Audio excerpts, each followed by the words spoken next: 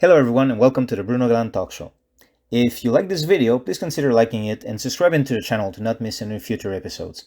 I also want to mention I have a Patreon page in the description down below for those who are interested in further supporting it. Thank you very much. Hello everyone, welcome to the very first episode of the Bruno Galan talk show. And to start things off, I have with me an actual friend, Mathieu Leonard, who I've known for years. And right now he's running for a city councilor for Montreal North.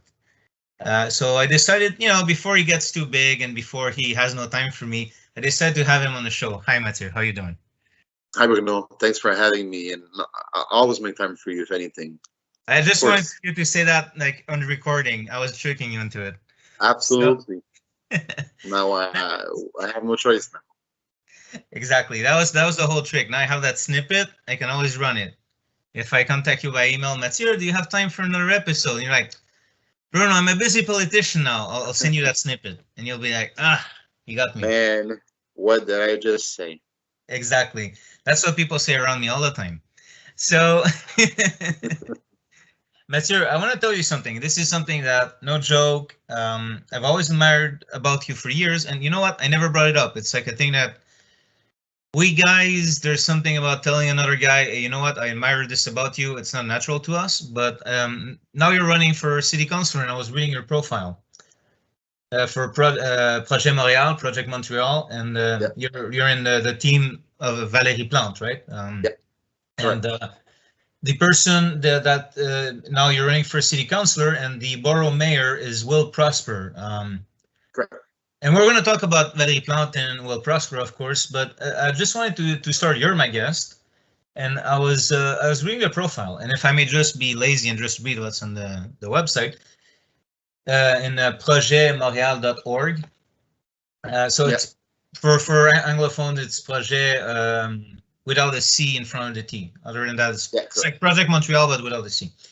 Yeah. And it says, very active in his community, Mathieu Leonard was among the first to get involved in a public consultation on systemic racism, a project that led to 36 recommendations for the city of Montreal, including the creation of the position of Commissioner Against Systemic Racism and Discrimination. And there's more, of course, there's more. But I want to center of that now. And well, actually, let me say this one too. During COVID-19 crisis, we worked with partners to distribute meal boxes, which I also remember you doing. I wasn't personally there, but I remember seeing the photos and all that. I always admire this about you. You really go out of your way regarding systemic racism. And yeah, I want to ask you, and it's a bit of a stupid question. We got to get conversation rolling, but why is that something that you're so passionate about? It's funny because when we brought it up in the 2017 campaign, it flew under the radar. Nobody wanted to associate themselves with that word, systemic racism word.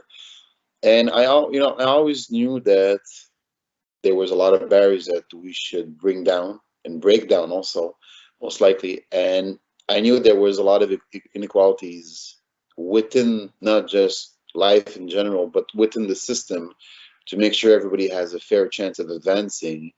And there's a lot of people who came out over the years with cases like I was discriminated against, there was this, there was that. I couldn't get a certain, let's say, certain job because XYZ. But let's dig deep down on what's really going on. And when we launched a consultation, not many people want to associate themselves with that because it was dangerous. A lot of politicians wouldn't even endorse it or sign it, and it was a big deal.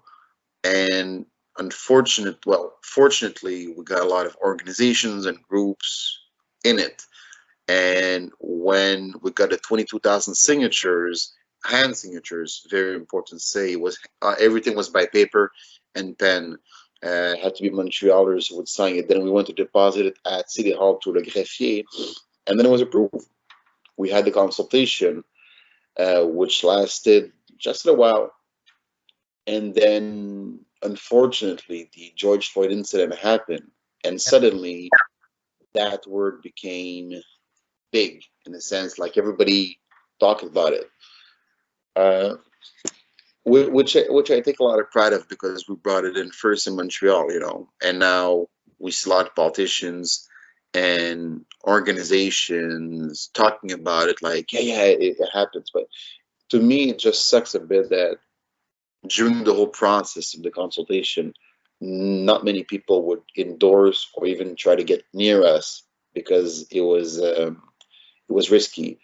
So, you know, it is what it is. But it's something that's always been very important to me, and help break barriers as also a white man to have, let's say, the influence and the power to say, yo, if I'm into this, maybe it's going to help other people to get into it, and have people, not just people of color, talk about it, but white people talk about it also. It's going to be like, okay, well, why is he talking about it, and what's the issue here? So it's going to bring a bit more attention to it, which again is a prime example of systemic racism, because if a person of color talks about it, it flows under the radar. If a white person talks about it, Yeah.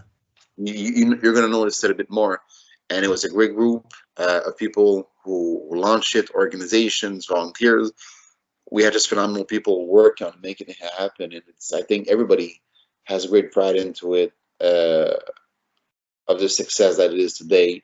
Because, as I said, if they bring a commissioner at the city of Montreal, so when it kind of happens, there's resources there for them to go see, instead of just waiting and, you know, letting everything happen. So it's, yeah, I take great pride in that. It's important. And by the way, for people listening, greffier is clerk. Just because in Montreal we go very bilingual. You know, we will go from one word to the other. We switch languages. We're very comfortable with that. And I'm guessing, me being a personal friend, like we always turn to those habits. But yeah, for those wondering, the clerk. And uh, you know, Mathieu, one thing is, sometimes I feel like it's hard for some.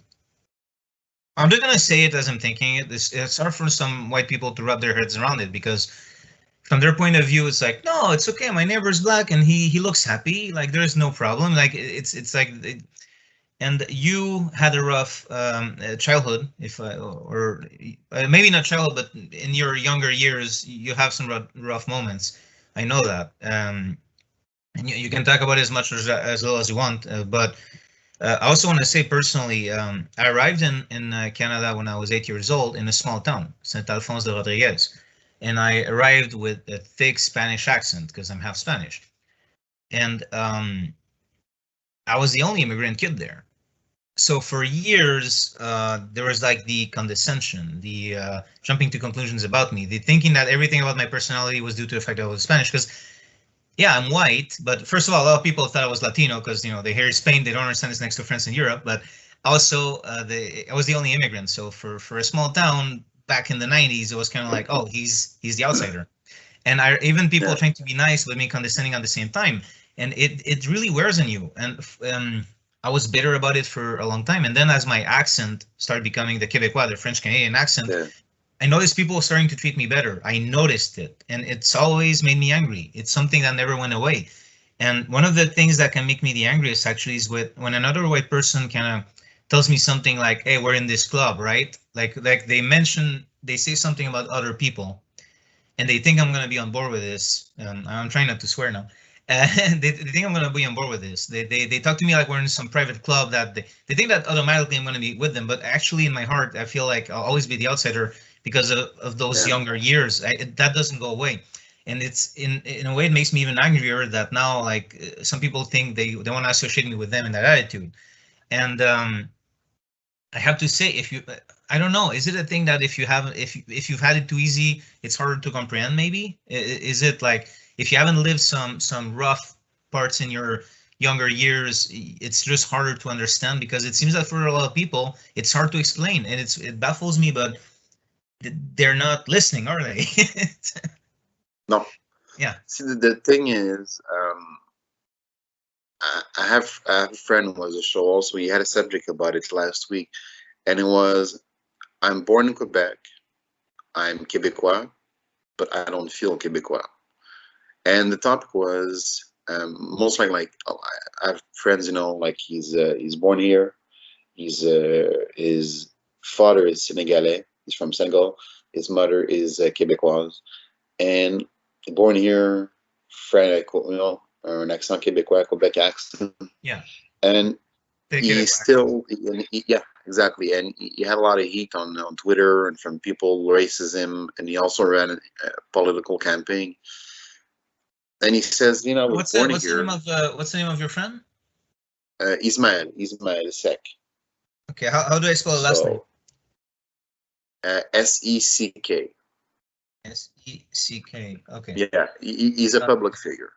Okay, I see. Yeah. Okay, very well. Yeah, sorry.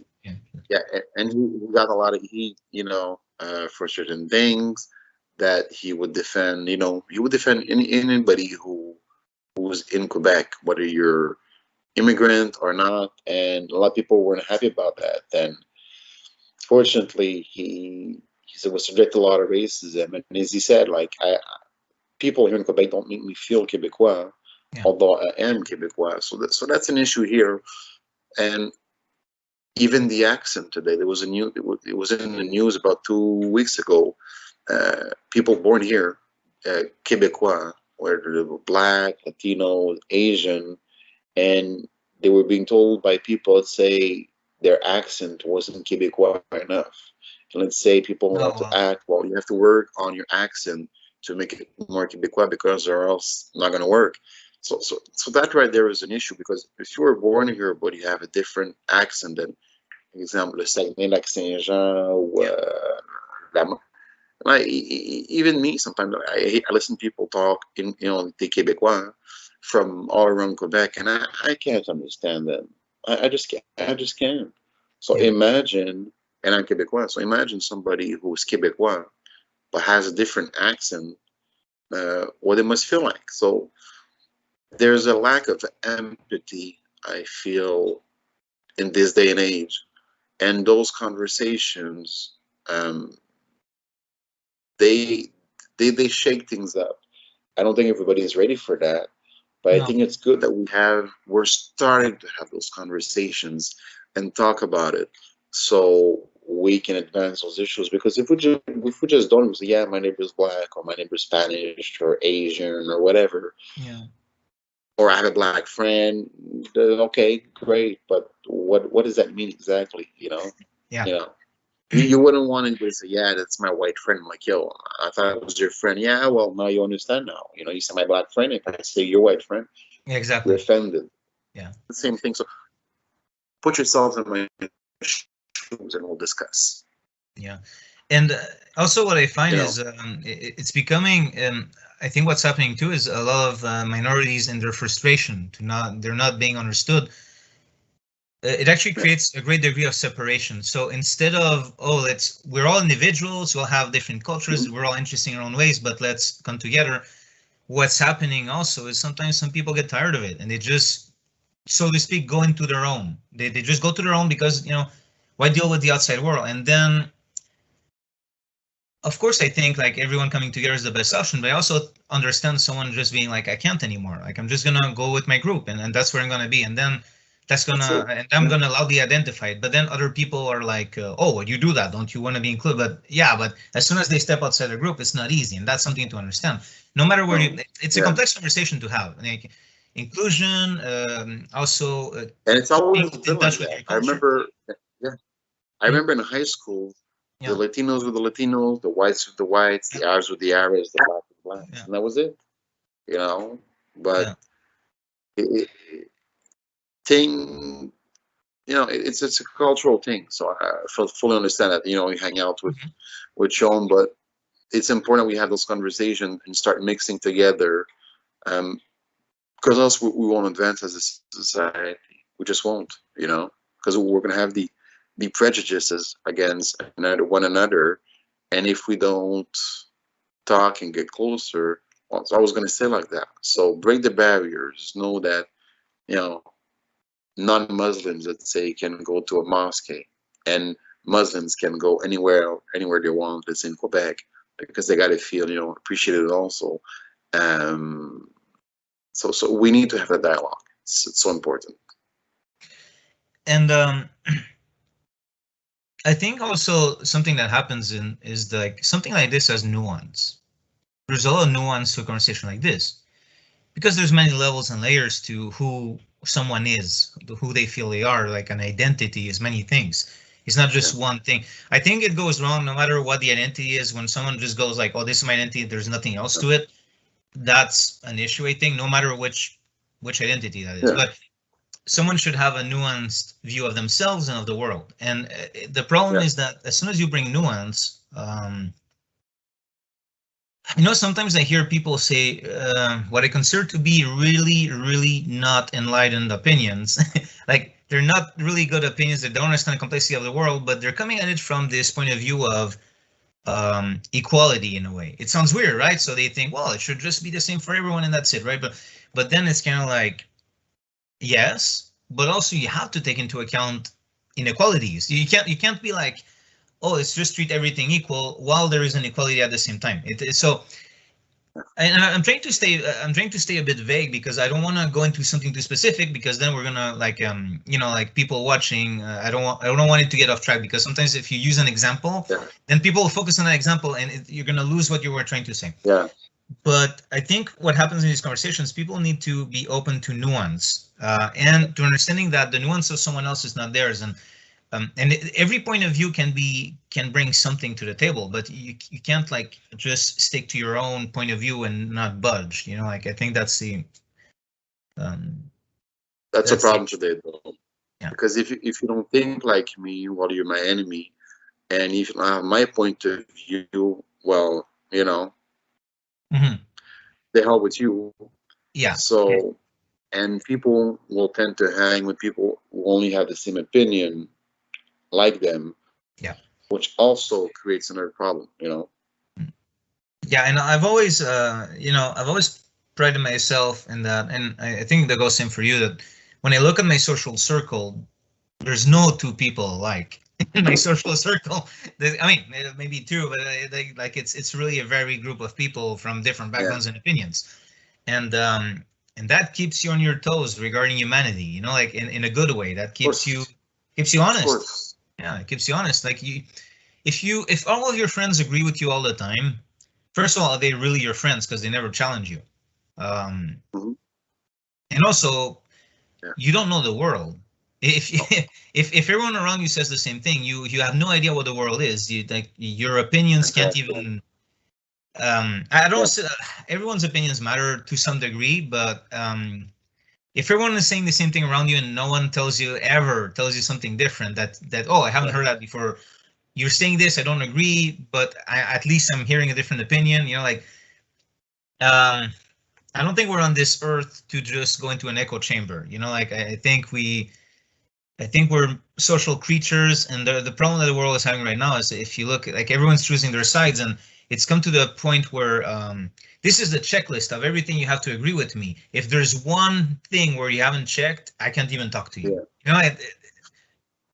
As they say, there's two certain things in life: taxes and debt. Just make the best out of it while you're here. We're not gonna be here forever. No. Just make the best out of it and just enjoy life. Why focus on hating people and just this and that? Just live your life and have fun, and that's it. Not every day is guaranteed, so just go with it. That's it. Because it creates too much stress and anxiety, and it's just a bad environment if people just focus only on that. Just do your thing. Be nice to another. Doesn't gonna cost you much. No, it's not. You're still gonna pay your taxes at the end of the day. You're still gonna die in there, eventually. So just be nice. I think a lot of white people, when they hear about systemic racism, what happens is it's illogical, but they feel like they are being told they're racist because they're part of the system, right? So I feel like that this is why they get defensive. This is why they go and then they shut down, So instead of just, there's no fear to be had. It's just like, open yourself to new ideas. There's no fear to be had. Just look around you, look at the different people around you, and just like that. And there's also the fact that it's one thing to say there's systemic racism. It's one thing to say, yeah, it's racist, but it's another thing to understand the person and the culture. Completely two different things. because I can go ahead and I can scream, yeah, that's racist and that's this and that's that. But if I don't sit down and try to understand the person's background, the emotion, the culture, how they feel, let's say I sit down in a restaurant, how they're not going to look at me, but they might look at that person that I'm with. So I'll need to understand how that person feels and the level of uncomfortability that the person may have in a certain situation that I might not understand. So that's it. Those are two completely distinct, very different things that not everybody takes time, I think, to just relax, observe, and try to understand. Yeah. It's as I said, you know, there's there's a famous racist, line, Mexicans, perfect. Well, do you understand how a Mexican person would feel by hearing that line? You understand the culture and you understand why the person left the country or just anything. Just try to understand that person before saying that line, and that's another conversation also that we're not ready to have. Yeah. So imagine we're not ready to have all the conversation on systemic racism, but imagine the conversation of understanding the other. That's gonna take a while. Because systemic racism is way more subtle. Like I think a lot of people can agree, oh, you shouldn't talk badly about other races. Like a lot of people understand that. That's not a complex idea. But when you talk about systemic racism, then that's a more complex idea. Actually, it is. Like I'm not saying it's too complex to comprehend. It's simple and it isn't. Because it's very simple to understand for some people, and it's very hard to understand for others. And you might have someone who's white and would defend a minority person being attacked in the street and get into a fight and defend them, and then say, oh, systemic racism doesn't exist. So it's like, people, it's just sometimes people just didn't really understand what the matter was. I don't think everyone denying it is like the most awful extremist person out there. I think it's just some people maybe didn't sit down to think about it for a moment. They just deny it every time. They're like, nah, but okay. Just if we can move on a little bit, because you're in the middle of a campaign right now, and we should talk about it because as you can see, I'm so tired. I even lost my hair.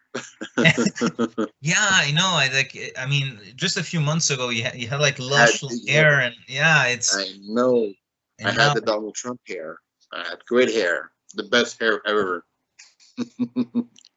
I see you also still going to the tanning salon, like you lost your beautiful orange shade, and yeah, I know. I know. It's so bad. It's so bad.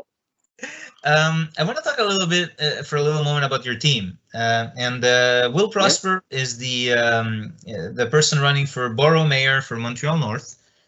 And what can you tell us about him? He's a great person. His CV talks on his own. Born and raised in Montreal North, Montreal North, I'd say. Went to school in Montreal North, built everything from scratch in Montreal North, started Montreal Republic after the Freddy Villanueva shooting. He founded the Hoodstock just a few years ago, and they're really helping so many people, whether it's racial inequalities, whether it's inequalities. Let's say he was first before the current administration of Montreal to redistribute masks and gloves, and we had worked a bit together on with that and Purell when it was work, gold mine, because Purell was a very hard thing to get at some point. Food distribution, and he's worked so much with so many people, and he's helped so many people. And just yesterday, we're at after the campaign, we went to a football field to talk with kids under 18, over 18, and people from Montreal North. And there was a lot of people like, yo, when this happened, Will was there for you. Will did this for me. Will did that for me. And he's a very highly respected figure in Montreal North. Um, People respect his work. He's been there. He's like the unofficial mayor, although he's not officially mayor yet. Yeah. And he took the lead this year because enough was enough of people taking decisions for other people without consulting them. Mhm. And the what Montreal North has, it's very special, and it's bad at the same time because the legacy of the politicians there has just been awful. And I think that I think many people, and he thinks that it's time that we take matters in our own hands and change our borough and bring it the way we want to bring it to make sure that everybody has fair chance and a fair shot because there's just so many qualities here. And he's good. He's good. I think he's going to be a perfect mayor for Montreal North. Yeah, because you said something earlier. When you mentioned the signatures that you got, you really made a big point that you said they were by hand, and that like people like to what do you say, grassroots. People like to throw a term around. Yeah. But every time I looked at you doing something, it's always been like where people are, not from afar. And like from what I hear, that's the team that you're in. Yeah. And and that's of course Valérie Plante is the head of it all, should I say? How would you put it? She's the la chef, as we would say in French. She's the party leader. She's the mayor. Thank you. Yeah. Yeah, party leader. She's running for re-election for her second term. She passes again on November 7th. Great leader. She's been For the city of there. Montreal, because of course not everyone watching will be from our corner of the world. First woman in Montreal. Well, that's big itself. And it's funny because she ran in 2013. She was a city councilor. In 2016, President Moreau was looking for a new leader, and she thought that there wasn't enough women, running for the big seat. Yeah. And to her surprise, she got elected, and then she became mayor. It's funny because the night that she became mayor, we had an event at the Corona Theater. She arrived by bus. She was a party leader. She was running for mayor. She arrived by bus to the Corona Theater, and when she left, she was about to take she became mayor. She was about to leave by bus, and they said, no, doesn't work like that anymore. We're gonna have to escort you home. So it's kind of a funny little story. Yeah. I mean, I don't think anybody expected. She didn't expect it, and she did. So it's and Montreal's just changed so much. Certain people may have their opinion, like yes, good or bad, which is completely fine. But the quality for residents of Montreal has been amazing, and Montreal North, that's what people want. They're like, okay, why isn't Montreal North with Valérie Plante as mayor as nice as the other boroughs? And I have to tell them that it's a different team here in Montreal North running things. So anything that Valérie wants to propose, they're going to vote against it. So we need Valérie and her team in Montreal North to make these necessary quality changes. And how do you think that happens? I feel like in a way it's a bit of a silly question, but I'm actually asking because even though I see this question as silly, I actually don't have an answer for it. But how is it that so often political leaders, some places of a city end up with political leaders that are not at all in their best interests, but if the people are able to vote for that, how does that happen? It sounds like a naive question, but I also want to hear you talk about it. So it's a question that I still ask myself on a daily basis, because people go vote for the same people thinking it's in the best interest, and it's also the mentality. I vote for the same party, I vote for the same people, I know them, but they haven't doing anything to improve my quality of life, but that's all I know, so I'm going to vote for them. And let's say Montreal North, for example, it's a mentality that we have to break. There's only been about 5 mayors, I think, in the past 40 years, and it's always been the same people. So there's a lot of stuff that needs to change. It's a mentality that we have to break for people to go vote different and go vote and vote differently, because Montreal North has the lowest voting turnout in the city of Montreal. Already that the municipal elections, not many people go vote, and there's a lot of work to do that we're gonna have to build. That we're gonna have to build in the next 4 years, 8 years, 12 years to make sure that Montreal North changes and that people are interested to vote. I'll give an example. You said I was doing door to door, and I spoke with people about social housing, affordable housing, quality housing, and they were telling me issues with their current building, and we started to talk. I told them about our project for social housing Montreal North and the projet Montréal Vallée-Plan, and I said, look, I wasn't even planning to vote, and I'm going to go vote now because you came.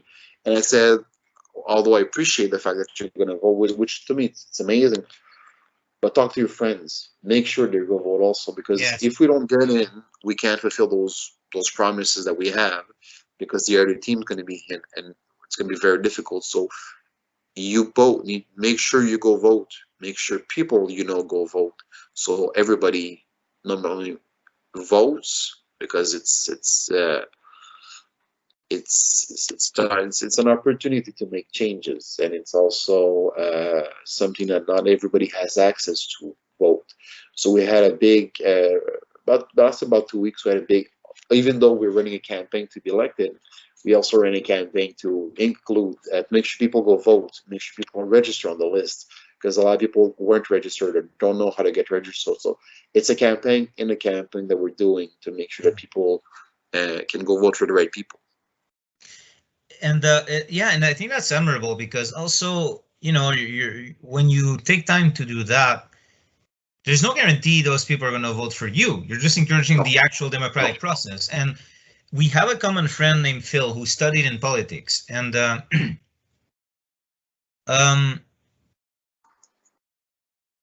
well, I'm just realizing maybe I shouldn't have used the name, but because now I'm going to have to be more vague, because it's not my place to say things about his personal life. But there's, let's just say that Phil, well, I'm not using the last name, we can. Phil has many reasons to not, on his side of things, has many reasons to not really ever vote for conservative people.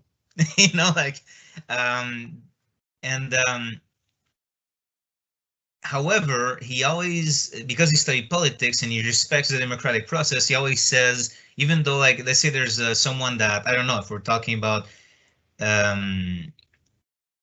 a politician that's doing things that really would go against his best interests as a human being, he says, well, you know what, that's what that politician promised. That's what people voted that politician to do.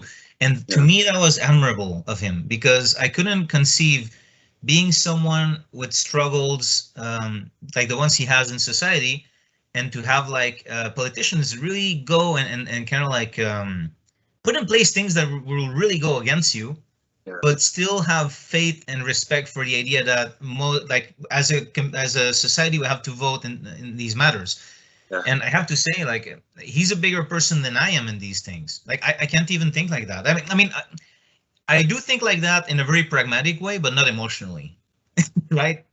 And I have so much admiration for him because he really believes in the process of people should, like, the society should vote for what they want. And now you're telling me about this, and I'm thinking, like, a lot of these people that you're telling, yeah, you should go vote. Like, of course, a lot of these people might actually, if anything, have a tendency, unless you, through your other campaign, the actual political campaign, you break that, they might even have a tendency to vote for like what their friends and neighbors voted before, which is the same ones as usual. Yeah. So it's just admirable, and I can sit back and appreciate it. But people who are in the moment, I don't know if they're really go like, you know what, this is the party that encouraged me to go vote. Maybe they'll just go, oh, these people encouraged me to go vote, and I'm going to go vote for the other guys. You know, so yeah. it's interesting, isn't it? Because there has to be this belief in democracy, even when we don't win, and that's in the world today. That's become really hard. And I include myself in. I'm not putting myself above that emotion or that feeling. I find it difficult when certain politicians win or do things, but at the same time, if that's what people voted, and now of course there are some weird cases of, we can talk majority votes and how the process works, but putting those weird cases aside, that can have major impacts on the world. Overall, people vote, like as a society, it's kind of important, right? That we are together in the decision we made. But also strive to speak our opinion. It's the free speech. It's a free country, and if we're not happy with it, we should communicate it and strive to vote different next time. I think that's a healthier approach to it. But yeah, it's I think it's really fascinating that the team you're in takes the time to do that, while other ones are just like, oh, we got those votes, we don't need to do that. Like, we've got enough votes. Like, we don't want to bring new ones because the ones we have are already voting for us all the time. It's a campaign. It's a campaign in a campaign. It's a lot of work, and we had a great team, working on it with us to make sure that the logos are ready, the signs are ready, so we can promote it and all, and do door to door with it. So it's because it takes people to believe in it for it to happen, Yeah. And I take great pride in just having done 2 campaigns in a campaign to encourage people to go vote and be registered. So it's all work. And as I said, a lot of people take that for granted. I don't know, people are going to go vote for us and that's it. But it's bigger than that. It's bigger than that, I find. And that's what. I think it helps because you're talking to young people, and you're you're getting in touch with them. And I look at Will Prosper, and he looks cool, has a cool hat. I've never seen one of his speeches, but I just look at the picture, that looks like a cool guy. I like his hat, and I know that you're very much in touch with people, and it's just important. And I think the way you're doing it is kind of like this. You're doing politics from what I see, the way that people romanticize politics, the way they imagine, politics should be this, should be the politicians talking to people, they should be amongst us, not looking from far away, right? Yeah. And that's a big problem with it, because they're so far away. Yeah. And people seem so out of touch with people, politicians, I mean. And a lot of people, when they do door to door, they say, well, they never come to see me, or they come to see us every 4 years, or they don't care, and it's always empty promises. So that's another issue that we have to find, because we're young people, we're trying to take over and change things, and we have to break that mentality also that people don't like politicians. Yeah. So it's even more work to explain how it works, and it's a lot of work. It's a lot of work. Yeah. But I think it's important. It's really important, and like I said, there's 2 parts to what you're doing, and but it helps, right? You're this guy you're also from Montreal North. You did boxing before, so probably a lot of young people think that's cool. I think that's cool as an adult. So it's just, I mean. When you tell me this, it's kind of funny, because it's almost like this. There's a lot of feel good when those feel good political movies. The ones that I talk about, where you see this. I don't know, this single mom, or this normal guy from a workplace who decide to run for the small town, and they go door to door, and it sounds like something some Hallmark movie or something. But I've seen you actually do it the real way.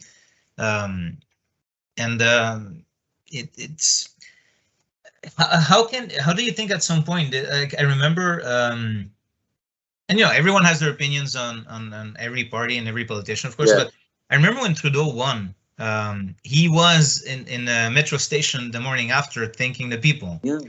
And that was a nice gesture. I felt like that's one of my friends took a picture with him, in he put it on Facebook. He was in a picture with Bruno. And the good thing about it is that's him. That's one thing I admire about Trudeau. Is he was always at the Jerry station and never changed, you know. And there's a picture of him in maybe 2009, 10, 11-ish maybe, and at Jerry Metro, yeah, there was a person in a wheelchair, and he was the deputy, the MP there, member of parliament, like a deputy, whatever, and he had helped bring a person with a wheelchair all the way down the stairs. So, you know, that was very commendable and generous of him. And, you know, so that's one thing about him. He's always been close to the people. Yeah. And I just want to say as a quick side note, by the way, you back many years ago, Trudeau was in a boxing match against another politician, and you helped train him for that. So yeah, I was his training partner. Yeah, I just want to bring that up, that you did some boxing with Trudeau. Yeah. And he won. So yeah. He had no choice. Come on here. Come on. Yeah. No tricks to win. Yeah, I'm pretty sure if I had a boxing match and you're helping me, I have no choice but to win. Otherwise, then I have another boxing match with you or something. I'm kidding. I'm kidding. Yeah, and you know, now we're gonna just talking about politics a bit more in general. Politics have always been considered something divisive, and in the past, I remember in the 90s and the early 2000s, and you know, like it used to be this thing where people just didn't talk about politics. So it's like, oh, don't talk about politics at the table. Like don't, and everyone kind of like was in this mode where like, oh, look, let's have a good time. Let's not talk about politics. And maybe you knew that the other guy was voting different from you, but it's not something you got in a fight about. You just, if anything, you just like, you know, okay. Yeah. Now it's no longer like that. Like now people will hang out together over their political affiliations. Yeah. And what do you think of that? This shift in cultural, it seems worldwide, really, the shift in cultural mindset. I do appreciate the fact that people would keep their vote secret, wouldn't say who they're voting for, and keep it on the table. Because today it breaks families, it breaks friendships, and, you know, parents and children don't talk to each other, uncles, nieces, cousins. So that's a big problem today because it divides a lot of people, and, you know, for personal opinions. I don't know. I mean, on one side, I think it's good because we're more open to talk about it, and we, you know, people want to change things. But at the same time, is, as I said, if you don't think like me, well, you're my enemy. You know, and that's one bad thing about the current culture today. You know, I don't know. To each his own. I don't really talk about who I vote. Honestly, a lot of people maybe see for who I would vote as the type of person that I am, but maybe they're right, maybe they're wrong. Well, now you're in a political party, so I mean, no, you can only exactly. vote for that one. You know, you're gonna still to vote for the other guy if I'm running with Montreal. But I'm just saying, like, I try to keep it. Besides when I run, I keep those conversations to myself. Yeah, it's. I don't know if it's social media or the rise of big personalities, or maybe it all comes together. And yeah, because in the past there was kind of like this thought of, oh, people don't discuss politics enough, and now it's like, oh, maybe they discuss them too much. You know, maybe they shouldn't too much. Maybe they make everything up. Correct. Yeah. It's sad. It's really sad, and I don't know. But at the same time, like you said, you want people to go vote. So to do that, you have to talk about politics. So right. I think maybe it's just things will balance themselves out eventually. I think maybe what happens is, you have to start by talking about it, but people are not used to talking about it. So you have these reactions, and maybe eventually people will kind of mature into a more accepting attitude. Yeah.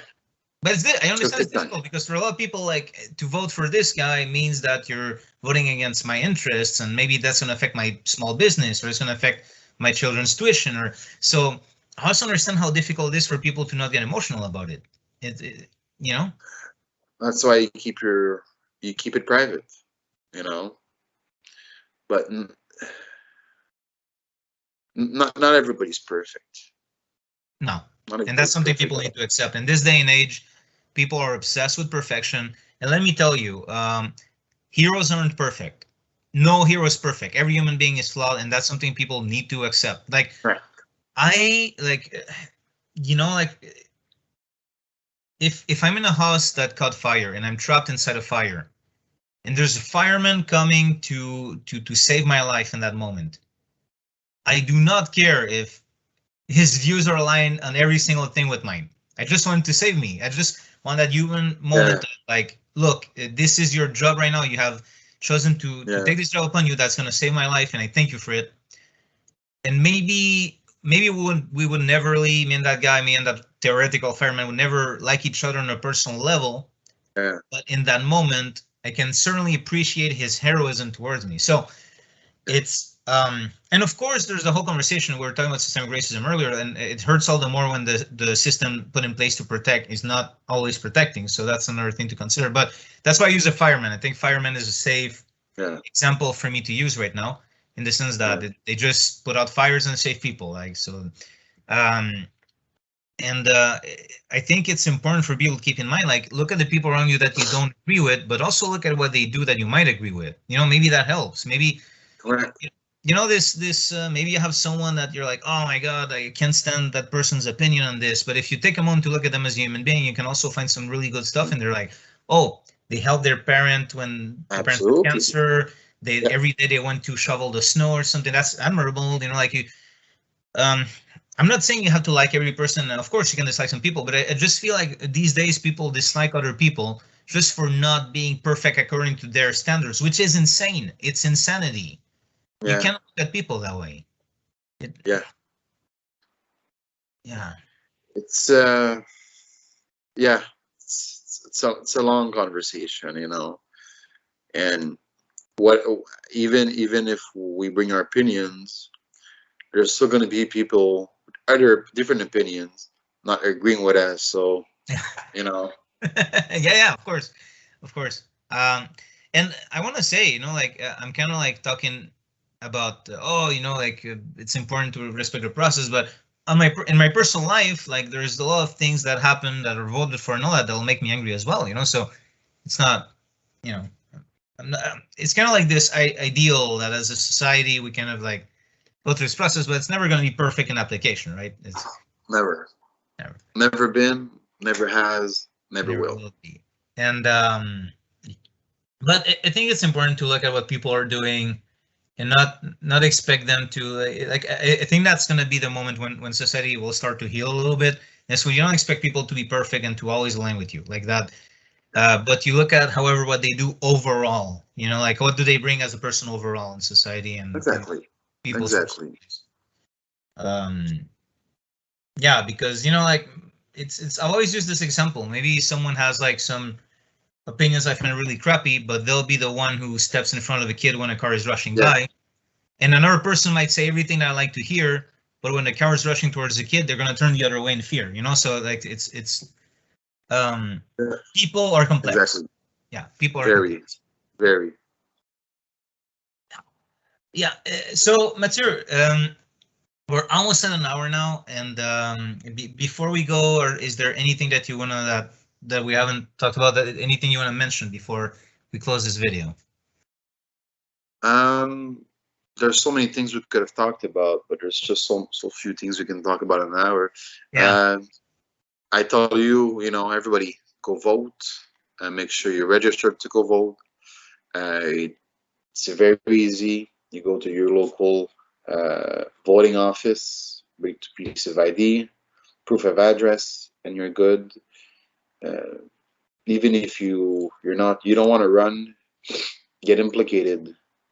Give some of your time, donate some of your time to the party that reflects your values. Get implicated because it starts. It starts by you. We people make the difference into an election or in our daily lives. So whether it's political or nonprofit organization, I strongly suggest people get implicated to bring the change that they want and contribute to the success of of their district, their borough, their friends, their families. Just get implicated any way you can. It's very important. Communities are stronger than they think they are. Absolutely, absolutely. Yeah. They really. And I want to thank you a lot for the invitation, and I really appreciate it. No problem. Like I said, just trying to have you over before you become too big, and yeah, but it's already registered that I'm gonna have to come back even if I win. So that was I started with that. I was like, you know what? I'm gonna just get that sealed, and then we can move on to the actual conversation. Yeah. Still serving on me. Okay, Mathieu, listen. Thank you very much for your time. I'll link the Projet Montréal website in the description down below. Cool. Yeah, after the video, if there's any other links, you can send them to me in message, and I'll put them. Absolutely, I will. Thank you for coming to my show, everyone. Thanks for watching. Have a nice one, and see you next time. Thank you.